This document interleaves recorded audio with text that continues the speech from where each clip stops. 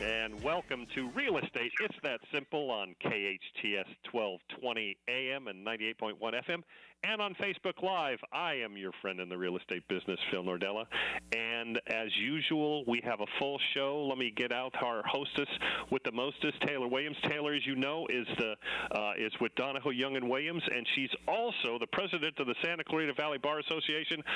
Hello, Taylor. Hey, good morning. How are you? I'm good. How are you? I am doing very well. Happy to be back. Oh, you know what? Yeah, we're happy that you're back too. We got to bring Patrick in, though. Patrick. Hey, what's up? Hey, we didn't really get to talk to you. Hi. You know, we didn't get to talk to you much. But right. How was your week? Did anybody do anything special last week, Taylor? Anything? I mean, just a tiny thing. I got married, so there's that. Oh, yeah, got married. You know, that's a tiny thing. Congratulations, Taylor.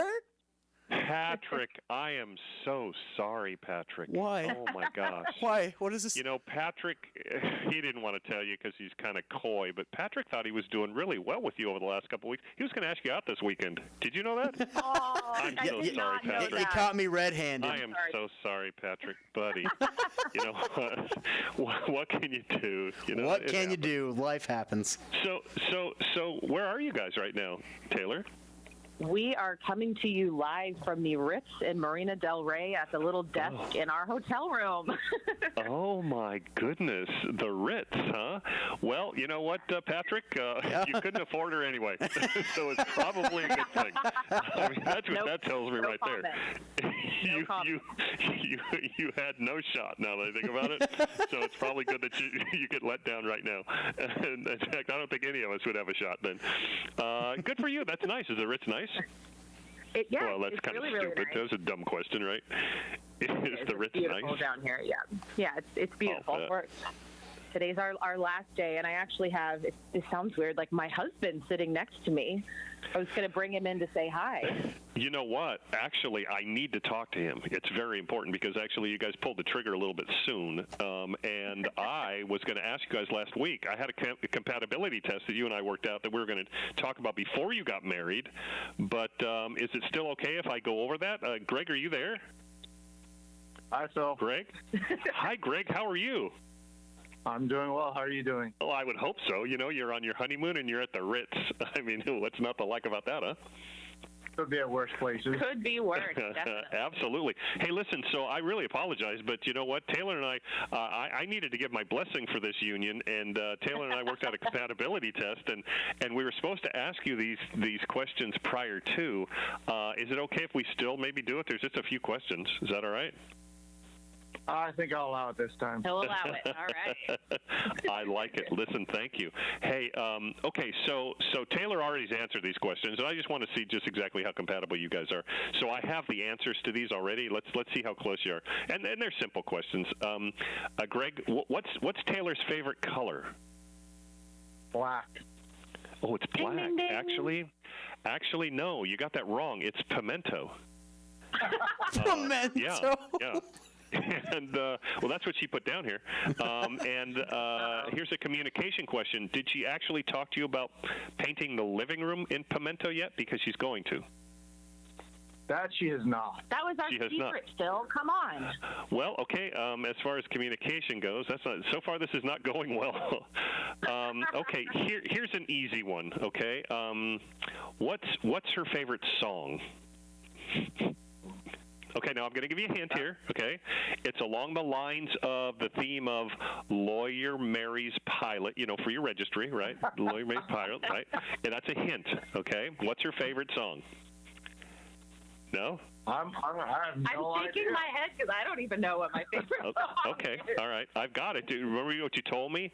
You know, the Lawyer Mary's Pilot, this one was Sue, fly, don't bother me. You sue, he flies, Sue, fly, don't bother me. I can't believe you didn't get that one. That was really easy. Wow. Okay. I'm embarrassed. You're not on the show again, sweetie. I love you. No. We love that. Phil is making us look bad. Okay. So now here's one that Patrick and I both wanted to know about. What did Taylor say to this question? Okay, give me the answer. What she said to this question. Okay, here's the question. How many days after the wedding is it okay for you to have a second bachelor party to invite your friends who didn't get invited to the first bachelor party? It's already taken place. Are y'all free this weekend? That's well, we're on our way. We're on our way. Okay, so and the last question that I've got is really pretty simple, because Greg, I know you now. I feel like the two of you. I feel like we're family. I'm hoping you would agree. And I was just wondering, how does it work for me to fly free now that we're family? Do I have to fill out a form, or do I just show up at the airport and mention your name, or how do I fly free now that we're family? Does that work? Usually like Venmo or direct deposit into my account usually helps. Oh, good. I like it. Awesome. Okay, so that was a lot of fun. I appreciate you putting up with me. That was really nice. But I do have a serious question that we asked 2 weeks ago. I asked Taylor 2 weeks ago, and she said she ran it by you, and you didn't even think anything about it. And I thought this was kind of an interesting thing, and I wonder what your take is now. There was 2 Sundays ago, 2 pilots flying into LAX said that they saw a man. Now, these are 2 separate airplanes. They saw a man with a jetpack right around 3,000 feet by LAX. And the interesting thing about that was there are no jetpacks that actually fly to 3,000 feet. Did that make you go, I mean, what did you think of that? Probably just Elon Musk having fun with his new toys. Oh, that could be. Because that's right around the SpaceX by Hawthorne. Oh, yeah. Is around there, the factory. Oh. I hadn't thought of that. Maybe you're right. Interesting. Have you ever seen anything that's like kind of strange up there that you could admit to? I've seen graduation balloons from Disneyland. Oh. And also coming into LA, every hour they post the new weather for the airport. In the note section, it says hang gliding 1 mile within the vicinity of the airport. And this is, if you've ever been to Dockweiler Beach along the Strand. Sure, yeah. You'll see these guys going off a little cliff. But they're like 10 feet in the air. They don't get very high. Yeah. So. Wow. Yeah, that's interesting. That's fascinating. Well, Greg, you know what? It's terrific to meet you. Thank you for putting up with me. I really appreciate it, and hopefully one day we'll actually meet face to face. Amen. You know? Hopefully Taylor will bring me into the studio one week. I know. Oh, we would love that. That would be great. All right. Hopefully we'll be back there next week. Hopefully. So now you harassed me. Well, mostly my husband, but that's okay. But hey, what about you? Any news? What's going on with you? Well, let me think. No, nothing. Oh, no, wait. I became grandpa number 2 on Wednesday. Yes, my son Brian and Lisa. Congrats. Yeah, they had their first That's child. Amazing. Little Lucy Ellen. Yeah, I was like, every time I'd see a picture of her, I'd start to cry. So I lost my man card on Wednesday. I don't know how I'm going to get it back, but I've got to try. No, but she's just so adorable. My God. So now we have 2, and we have a third on the way that will be here in 3 weeks. Yep. Oh, my God. Aww. Yep. All of a sudden, we're just kicking out the kids. I like it. That's amazing. Yep. Congratulations. Thank God real estate sales are up because, it's going to get expensive. Exactly. Yeah. So, okay, guess what? No, I got a question for you, Taylor. Do you think because we weren't able to talk to Patrick before the show, do you think if we actually say we're going to do by the numbers, we're going to have the stinger, or what do you think? You know what? I like Patrick a lot. I have good vibes. I think he can do it. I think so too. All right. Hang on a second. So guess what? Now it's time for By the Numbers. SCV. By the Numbers. Yay! Nice. Never let us down. Who would have thought? Good job. Excellent job, Patrick. And I thought he wasn't going to do it because he was so upset that you got married. But I guess he's still on it. I like it. Thank you, Patrick. Okay. Of course. So here we are with our numbers for Santa Clarita Valley. And, of course, we go over it again, the fact that Santa Clarita is made up of the Elite Eight, and that's what I call that, in Newhall, Valencia, Canyon Country, Saugus, Castaic, Stevenson Ranch, Acton, and Agua Dulce. Okay. And I got to tell you something, the numbers are boring. They're actually staying right normally where they are, and I'm figuring that listings are going to be picking up here, and active listings are going to start going through the roof, but they haven't. So is it good when you say that the numbers are boring? Is that a good thing? Well, it's good for sellers, okay? Okay. It's really tough for buyers because if we only have so many listings and we still have a large buyer pool, what happens is somebody lists a house, and depending on whether or not it's a good listing or a bad listing, if it's a good listing, you can still have 10, 15 offers on it. The problem with that is it means that 9 or 10 people are going to lose out. And then they've got to go to the next one, and they lose out on that one, and they go to the next one. And it's very, very frustrating. So I'm kind of hoping we're going to get more of a balance here pretty soon. I'm kind of hoping that the actual, because right now we only have 285 listings on the market. And on average, it's usually 600 to 700. I was about to say that's low. Wow. That is really low. So, and then we still have a fairly strong buyer pool for people that want to take advantage of these interest rates. So, we took 73 new listings last week. We've got 285 actual active listings in Santa Clarita as of this morning. Active under contract is 688, which is actually up from 675 2 weeks ago. Closed in the last 30 days has gone from 437 to 441, and expired listings, which is interesting, and there's really something wrong with your house today if you've got a listing that expires. You're either got it's way overpriced, or you have what I call a dog that barks. It just doesn't appeal to anybody, and so that's a problem. I'm hoping that most of them would be just overpriced. So that's what I would think. Yeah. Yep, that's our by the numbers. Awesome. Next. Thank you. Hey, here's an interesting story. Realtors. Uh-oh. You ready for this? I am ready. As far as Inman's concerned, Inman says more realtors are carrying weapons for self-defense. Isn't that a comforting thought? You know, I read this also, and as I say, y'all, I'm from Texas, so obviously, they like their handguns and whatnot over there. But this article actually really surprised me. So, let's talk about it. So, I know that Inman goes through kind of why, but let us know.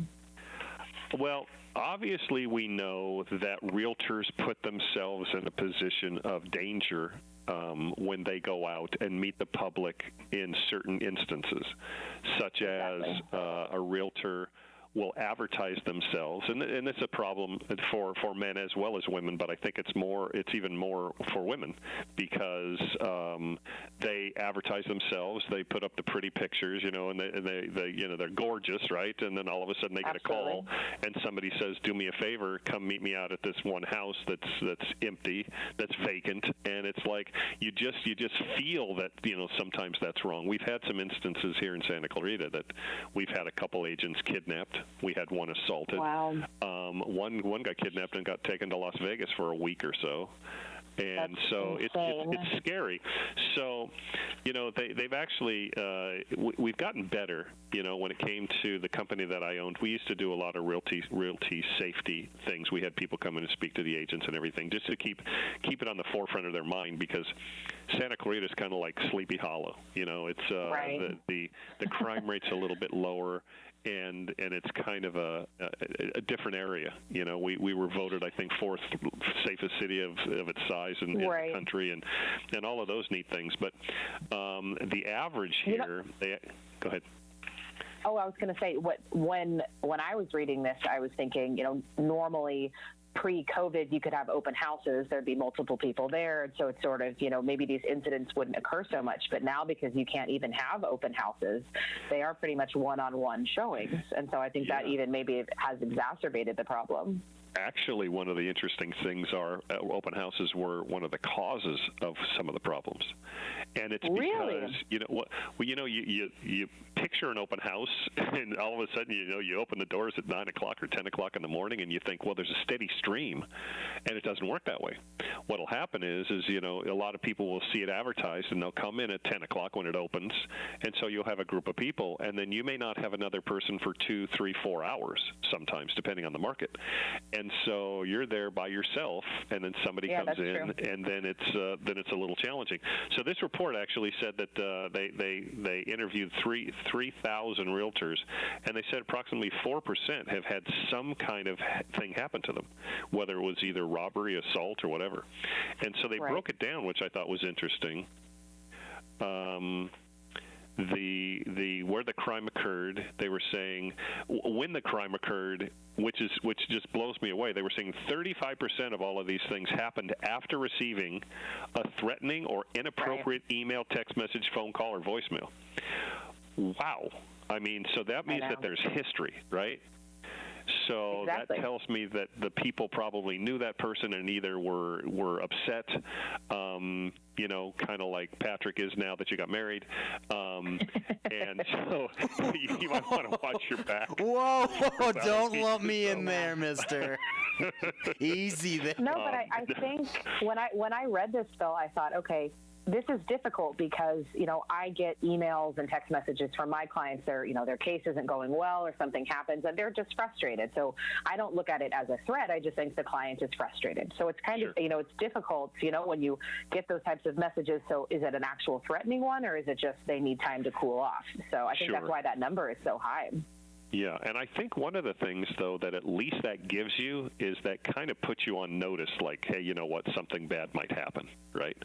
So just a couple of these. Everything in writing. Yep. Exactly. So the other thing, so that was 35%. 17% were during an open house, okay, which is interesting. Of course, now that's obviously down to virtually nothing because we just don't do open houses right now. Although I really do enjoy doing open houses. I do. I like to meet people, whether they're buying or not. I like to meet people and talk to them and get their story. The next one is 7%. And all of the next things, all of the next three things are all 7%. While meeting a new client for the first time in a secluded location property, that just sounds wrong. I mean, that just is not a good thing, right? That sounds like something that's going to be on Dateline NBC, within the next couple of weeks. While driving your client in your car, okay, or during a showing. Those are all 7%. And then the last one was while meeting a new client for the first time in a public place, which is fascinating. You wouldn't think that would happen at all. So that's basically you know what? No, there was one other thing I wanted to break it down, which I hadn't done, and that is what kind of weapons are they carrying? Okay, so here we go. We got it broken down. Pepper spray, 19%. That's the biggest one. Firearms, 14%, and I think that would be higher because most states you can't carry a firearm. Right? I mean, I think you can in Texas, yeah? You have to get your concealed handgun license, correct? Right, but so that's is that easy to get or hard to get or? You have to take classes and do gun safety, so it's not easy to get. They do background checks and whatnot, but yeah, it's called your CHL. If you want to carry it around with you on a normal basis, yeah. You know what's funny is if I lived in Texas or if I was able to get one, I'd probably get one just to have it.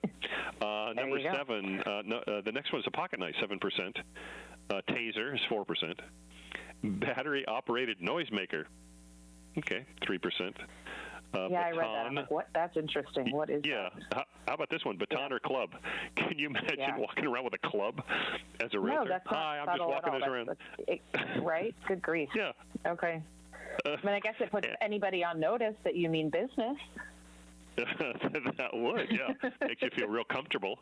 Hi, this is my wife and my family, and you're holding a club. Yeah, that's just in case I need to beat you with it. That wouldn't be a good thing. And here's another interesting thing: is prefer not to say 10%. That's interesting. They're thinking that if they say the imagination something, run wild. Yeah. Yeah, exactly. We won't go there. Mm-hmm. Yeah, and it says right here, women were more likely to carry pepper spray than men, 26% versus 5%, and men were more likely to carry firearms than women, which makes perfect sense. Yeah. So I think anyway, the lesson learned is just be safe, everybody. Be aware of your surroundings. especially Absolutely. now during difficult times. So it's a good reminder. Absolutely. Okay, so, hey, when we come back, this is really important. When people buy a new home, they're spending hundreds and hundreds of thousands of dollars. And you know what? They're afraid that they're going to buy someone else's headache. And our next guest when we come back is going to actually help people with that to make sure that they don't have that headache going forward. And we will be right back. Yeah, stay tuned, everybody. All right, stay tuned.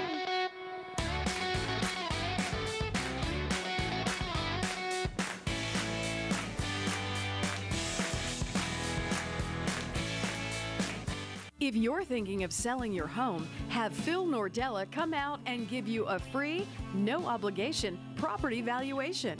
Just call 661-312-3561. It's that simple.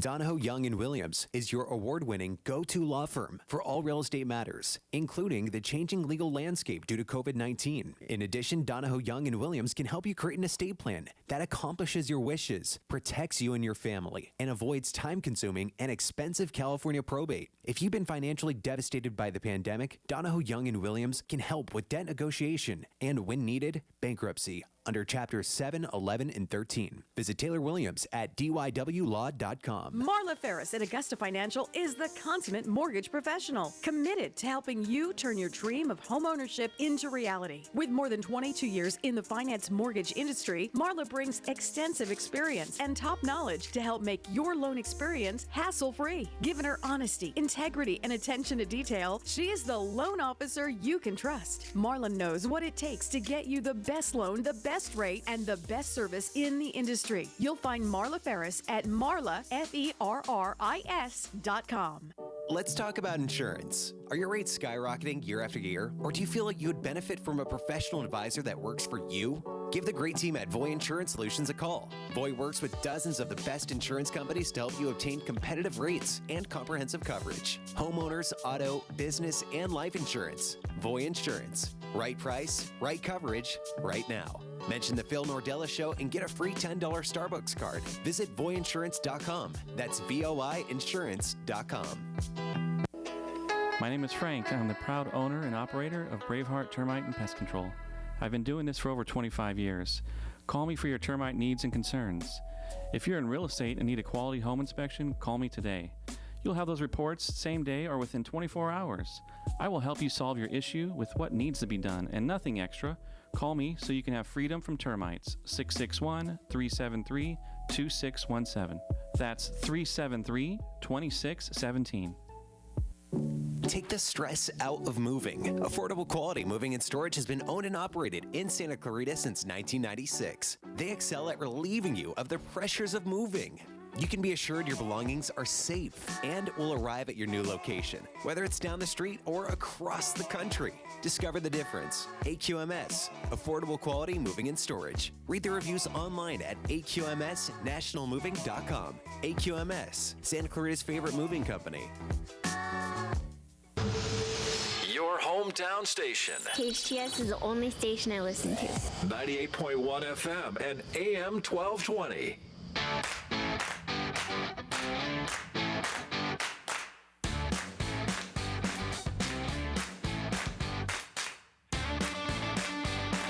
Welcome back to Real Estate. It's that simple on KHTS 1220 AM and 98.1 FM and on Facebook Live. I am your friend in the real estate business, Phil Nordella, and we are back, and I am very excited to have on. Me too.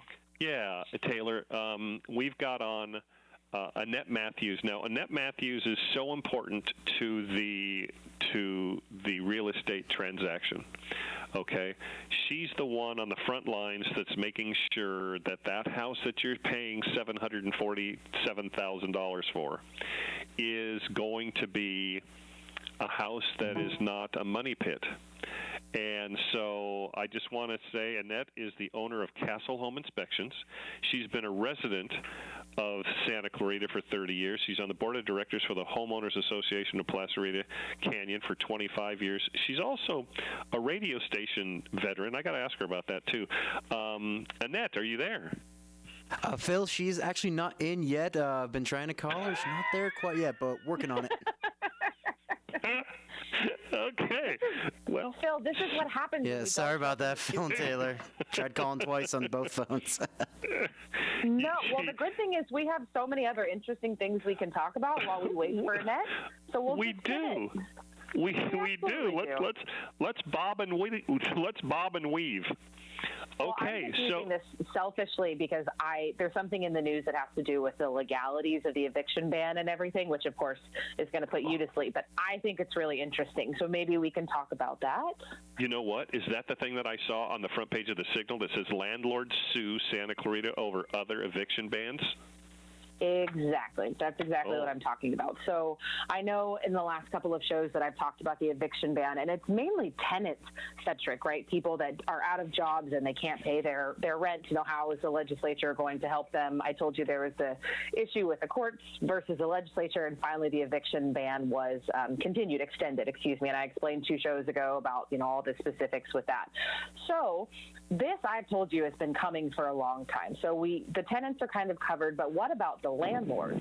Yep. So the beginning of the article says several landlords have filed a lawsuit against the state, LA County, and many other cities, including Santa Clarita, seeking reimbursement for unpaid rent due to the COVID-19 eviction protection ordinances.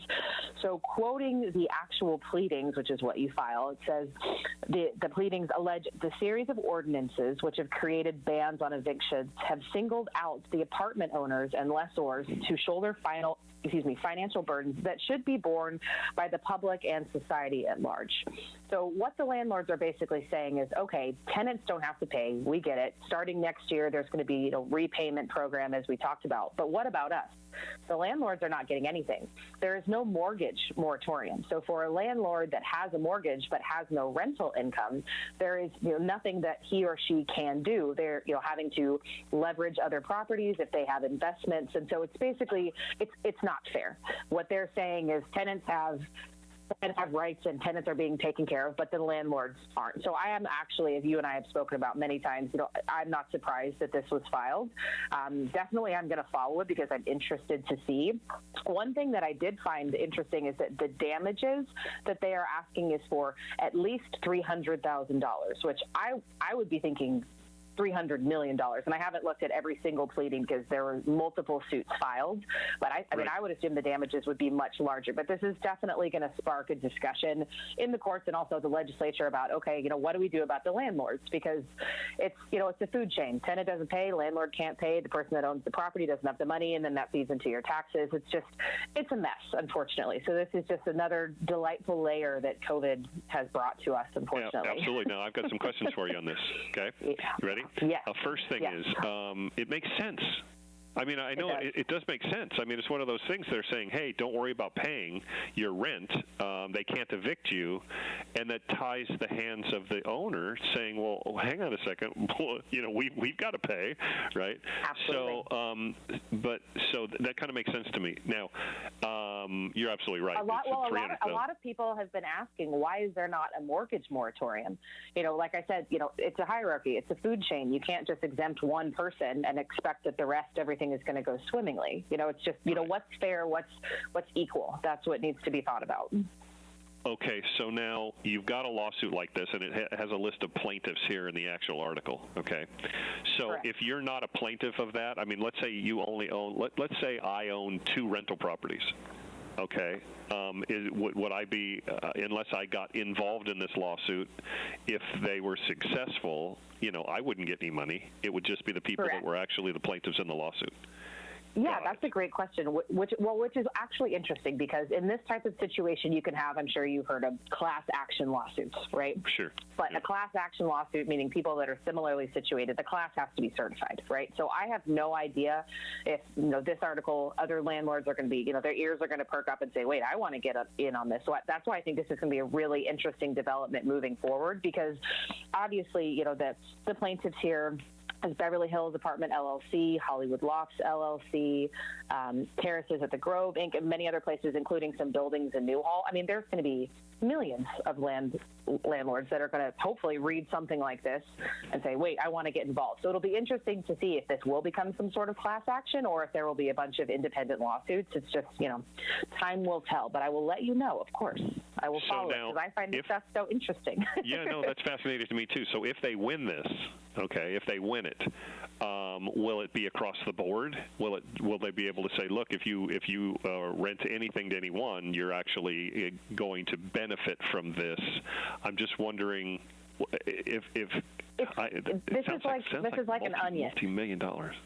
Absolutely. So it's like an onion. So there's two different things, right? We have the courts and then we have the legislature. So I think what they're trying to do here is probably try to get the legislature's attention. Hey, we have an eviction moratorium. Why don't we have a mortgage moratorium, right? So if the case is settled or if there is some sort of final determination and a ruling comes out, then that's what's called precedent, right? You can absolutely use that moving forward. I think if you have the legislature also step in and do some sort of bill that gives a mortgage moratorium or gives some sort of relief to the landlords, I think that's really their ultimate goal because that's a little bit more powerful than the Superior Court judge giving a ruling or that Superior Court judge giving a ruling. So I think this is just kind of the wake-up call that these landlords are trying to give the state of California. Right. Yeah, it's interesting. That's fascinating. Do you think they? Hey, that's a good thing. Was that? Yes. Oh, is yeah. That Annette? Do we have her? Annette? Yes. She's on. Yes. Annette! Yay! Good timing too. Actually, that was great. That's perfect timing because we were just done with this thing. Let me go back and I think I introduced you before, which I thought I did a wonderful job, but I'm going to do it again. And I think that you're doing this just so that you get two introductions. Annette Matthews, who owns Castle Home Inspections. I've been working with her for the longest time, and she is on the front line of being able to say when you buy a really expensive house that she's going to be able to tell you, you know what, this is what's going on with it. It seems to be fine. Or she's going to say, you know what, holy cow, there's some real problems with this house. And so we've been working together, and she's terrific. And Annette, hi, she's been a Santa Clarita Valley resident for over 30 years. She's on the board of directors for the Homeowners Association for Placerita Canyon for 25 years. And she's also a radio station veteran, which I think is terrific. But Definitely. It was hard to get you, obviously. She's in demand. She's in demand. Yeah. Were you doing another show this morning, and then you finally hung up with them? Were you doing L.A. Today or something? No, not exactly that. Just, I have 2 arms and 2 legs and sometimes 6 things to do. Oh, absolutely. Absolutely. I know that you get really busy. That's well said. Can I borrow that? That's literally perfect. Yep. I will tell you that before we get into the questions, I will tell you that I'm impressed with Annette. She will actually go in there, look at a house, and she can tell all of those things that I wish that I could tell. And she's so terrific with the clients and I make sure no matter what, we do a physical inspection, I make sure Annette's there and I make sure the clients are there. And there's one reason, and that is because if the clients weren't there, and a physical inspector, let's not even say just Annette, but let's say a physical inspector writes the things down on paper, and they just read it, so they don't know exactly what she's talking about, they might get scared, and they might go, uh-oh, you know what, this is terrible. But because she's so good with the clients, and she goes, no, this is what it is, but this is what it is. In other words, it sounds bad, but this is no big deal. And so I want to thank you for that, because she's been so terrific with all of my clients for the last, I don't know how many years. Thank you. Sure. Woohoo! Absolutely. Right. Okay, so Annette, I have some questions for you. My first one, we understand everybody here knows what an inspection is, of course, but I'm thinking now that we have the COVID-19 restrictions, can you kind of let us know what the landscape looks like, how things have changed with the COVID-19 restrictions in terms of your ability to do inspections? Well, yes, COVID-19 has not so much changed the rules, but it has changed the protocol of the inspection process, and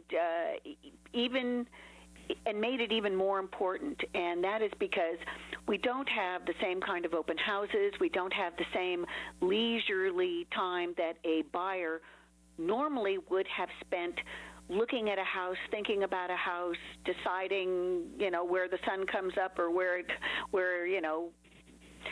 something is happening, to where people are purchasing properties through so much virtual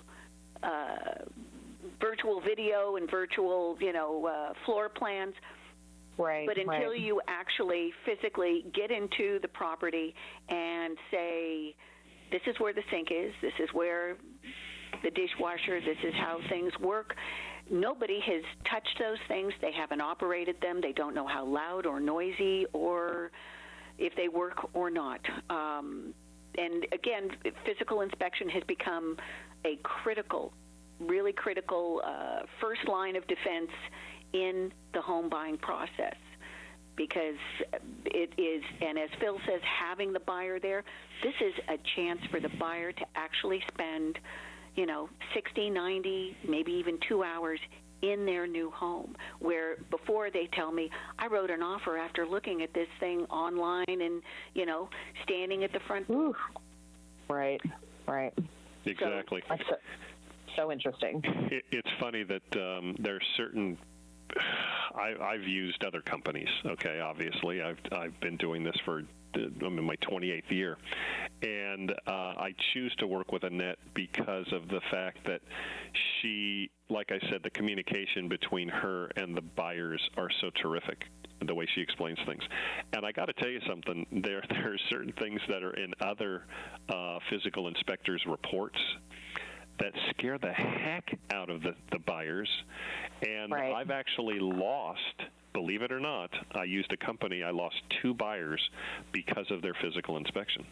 Because they were so overboard, it scared the heck out of the people.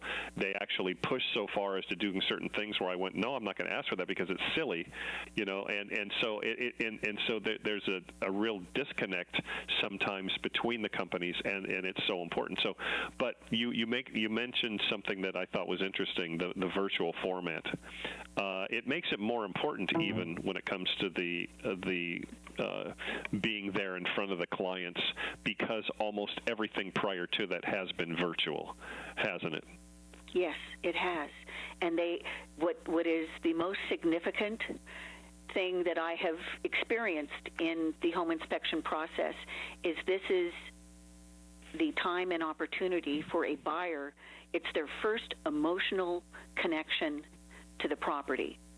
And being a part of that and hopefully letting them have a tactile experience, with, the beautiful windows that they're going to be looking out to the backyard to see their children playing. All of these things now start to really become important.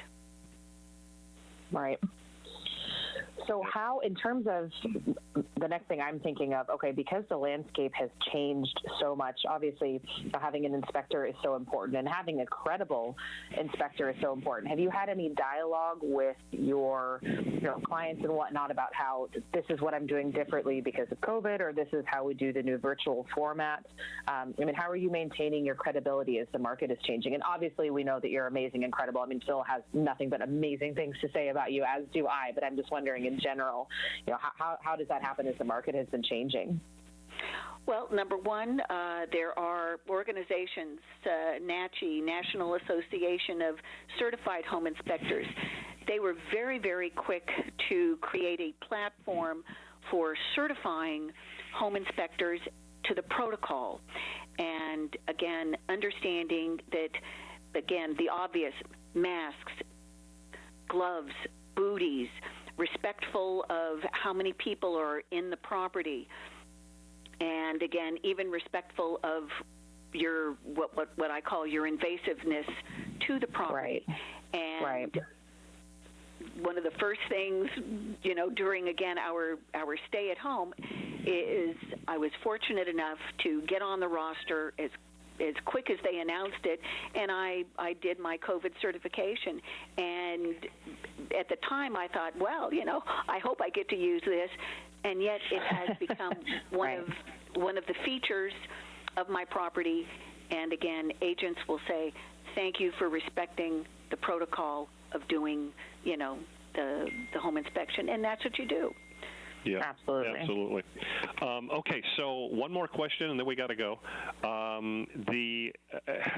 How do you think maybe that sellers should do a physical inspection as soon as they list the property, and maybe work on some of the things that's going on, so that the new buyer, when they do their physical inspection there themselves, they won't have a bunch of things wrong and figure maybe that there's a lot of deferred maintenance in the property? What do you think about that? I think there is the famous Los Angeles Times headline once in the home section, and it was disclosure, disclosure, disclosure. And with that makes me happy. Yes, with the marketplace, and even again, not to bring COVID in again, but just the difficulty of changing out a few appliances, things that you touch constantly or handle your food or things like that. This is where people are saying, gee, if the dishwasher is old, let's get it replaced. But you don't want a new one that the seller has used for 2 months. It's like, we respect that this is old. We'll have a new one in when at the time of transaction. And things like that are starting to really take hold, where people again are respectful of not just a few outlets or something, but saying these things are going to be perfect for you at the time of transaction. Let's get those outlets upgraded. Let's get things in place and make sure, that if this is what needs to happen, let's make it happen, because there is no longer that window of, I'll get a handyman. Well, the handyman's, he's 5 weeks out. A repair guy, or even the dishwasher you want, it may be coming from the East Coast. It might take 3 weeks to get here. Those are the things that you want to do now. Faucets, fixtures, you name it. Annette, I don't mean to cut you off, but we have to go and get into our third segment. So, hey, let our listeners know, how can we get a hold of you? I'm easy to reach. You can look me up at castleinspection.com. You can call me on my cell phone, which is pretty much attached to me at 661-433-6600, and I'm available phone, text. Yell my name real loud. I respond. We'll find you. You're Absolutely. the best. Well, I know. Thank you so much. I'm glad we finally got a hold of you. Have a great rest of your day. And you know what? I think we're going to take another break. And then when we come back, my favorite segment, Patrick, get ready for more in the news.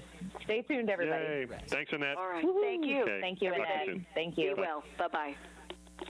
Marla Ferris at Augusta Financial is the consummate mortgage professional, committed to helping you turn your dream of homeownership into reality. With more than 22 years in the finance mortgage industry, Marla brings extensive experience and top knowledge to help make your loan experience hassle-free. Given her honesty, integrity, and attention to detail, she is the loan officer you can trust. Marla knows what it takes to get you the best loan, the best rate, and the best service in the industry. You'll find Marla Ferris at FerRIS.com. Donahoe Young & Williams is your award-winning go-to law firm for all real estate matters, including the changing legal landscape due to COVID-19. In addition, Donahoe Young & Williams can help you create an estate plan that accomplishes your wishes, protects you and your family, and avoids time-consuming and expensive California probate. If you've been financially devastated by the pandemic, Donahoe Young & Williams can help with debt negotiation and, when needed, bankruptcy under Chapters 7, 11, and 13. Visit Taylor Williams at dywlaw.com.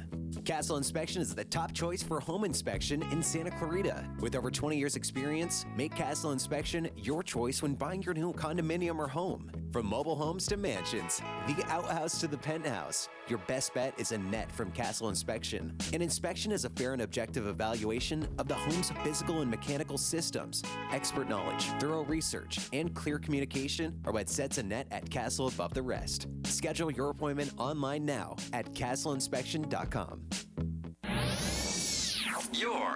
I love it. Right on! Your hometown station.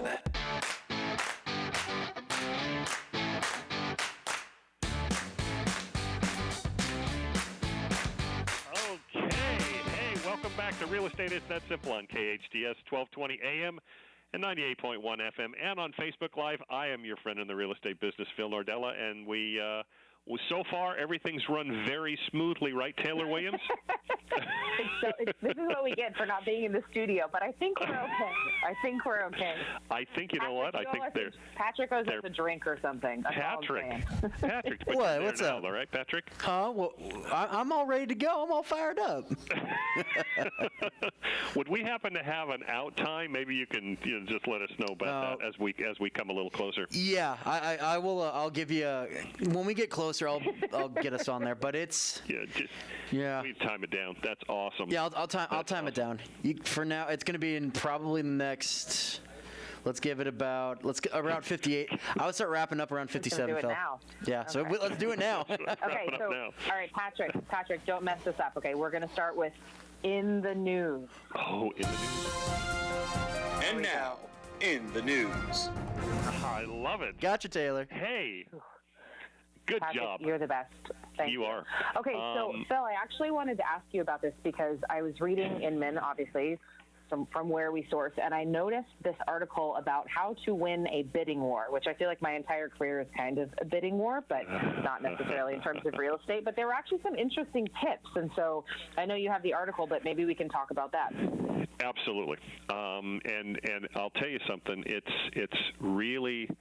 I feel bad because there's a lot of agents out there that mean well, and they struggle, and they try to get as much information as they possibly can, and they try to implement that. But it's tough sometimes unless you're in the trenches all the time to be able to actually put a package together and get those people's offer approved, right? And so these are some of the things that they can do. And I just actually got one. I feel really terrible because somebody called me up and they said, I work with 2 realtors and I'm tired of writing offers. And I said, I get it. And they were perfect. I mean, when it came to the packaging and up, they were perfect. And I got them in escrow, and it's she's very grateful, which is terrific, and I appreciate it. But there were certain things that they just weren't doing before. Okay, so let's go over some of the things. Awesome. And some of these are, this is done in Inman, and it's one of those things where a lot of this stuff is just flat out, duh, right? Number one, be respectful to the listing agent from the moment you book your showing. Okay, well, why would you be respectful anyway? Okay, so that's kind of silly to me. But it makes sense. I mean, if you're a realtor, I'd say, hi, Taylor, this is Phil Nordella with eXp Realty, and I just wondered, is it okay if I show your property, blah, blah. And you're nice, right? I mean, it's one of those things. Of course. Number 2, call the listing agent. Okay, well, that kind of goes without saying too. So there's going to be some good ones in here, I promise. Okay, but this is according to them. But they say to pick up the phone, talk to them about any current offers that they might have. Sometimes they'll give you exactly the information that you want. Sometimes they won't. Number 3, have the lender call the listing agent. I think this is a good one. If you're going to write an offer on it, this is a good one. Yeah. If you're going to write an offer on it, it's always good. Every so often, believe it or not, doesn't happen very often with me when it comes to my actual listings, but I'll get an offer, and then also I'll get a call from the lender, and the lender say, hi, this is Bob Jones, and I just want to let you know that, I talked to these people. They came in, they sat down with me. I've known them forever, and, they're very terrific. This is my 3rd loan with them. I'm like, oh, okay. And it really does solidify things, and I think that that's a great thing. Okay. Next, have the buyer submit a personalized letter. Yeah. This is a good one. I like this one. That's a good one, okay? Yeah. And I think one of the last ones that I got together was because we wrote an offer, and she was relatively close to her grandkids that were in a condo that was right down the street. And she said, and this is great because I babysit them every day, so I can just, instead of driving from the valley, I can, and they really liked that, and they had mentioned that when they took the offer. So personalize it, because most people, the house is a personal thing, so to have someone that's going to come in and, have that sense of personalization as well, that's great. Yeah. Now, here's an interesting one, number 5. I like this. I like this one. Use an escalation clause. Here's the funny thing is, in 28 years, I've never, ever used an escalation clause, and no one's ever used it with me. I know. So I would imagine it's legal. I mean, it's not a big deal, but it's one of those things to where, and to kind of explain it to people, an escalation clause would be I write the offer and I put in the clause, and the clause basically is saying, look, anybody that comes in higher than me, I will beat that offer by $500 or $1,000 or $2,000. Right, or X amount. Exactly. Yeah, and then they'll usually put a top amount on there. I've never done that. I don't think it's a good idea, me personally, because I would rather What do you think? Go ahead. No, I think it just depends on the climate. I mean, usually I don't like to play my hand, but I mean, especially in Santa Clarita right now, and when there's such low inventory, again, I think it just depends on the landscape in which you are buying. Right. So.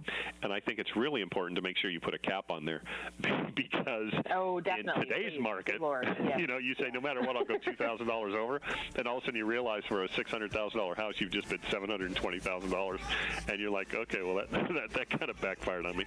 Okay, exactly. Number 6, have a shorter inspection period. And this makes the people feel more comfortable.